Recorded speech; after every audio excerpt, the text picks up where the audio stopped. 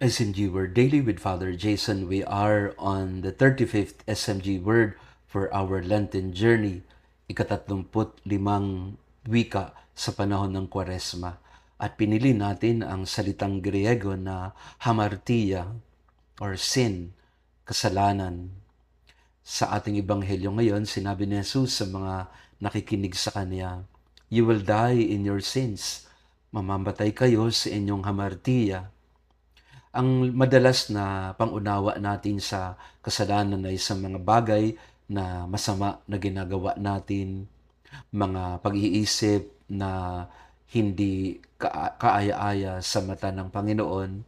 Para sa atin ng kasalanan ay isang bagay na ginagawa o hindi ginagawa. Alam natin ang sin of omission at commission. At tama ito. Pero kung lalaliman mo ang pag-unawa sa kasalanan sa ebanghelyo natin, hamartia, ito ay ang pagkawala ng Diyos sa iyong buhay. It is not an action, it is an absence. Sabi ni Jesus sa ebanghelyo ngayon, mamamatay kayo sa inyong kasalanan kung hindi ninyo makilala kung sino ako. If you do not realize who I am, you will die in your sin. Magandang pagnilayan nito sa ating paglalakbay sa Kwaresma. Malapit na itong magtapos, pero ang tanong natin ay, kasama ba natin si Jesus? O lumayo na tayo sa Kanya?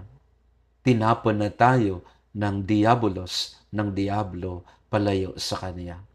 Kasi yun ang laman, yun ang hangad ng diablo sa ating buhay, na mapalayo tayo sa presensya ng Diyos.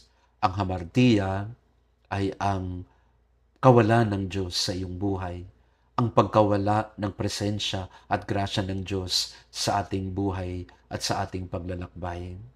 Sa panahon ng Kwaresma, balikan natin muli ang ating mga sarili. Huwag lang tingnan kung ano ang mga kasalanan o hamartia na ginawa o hindi ginawa.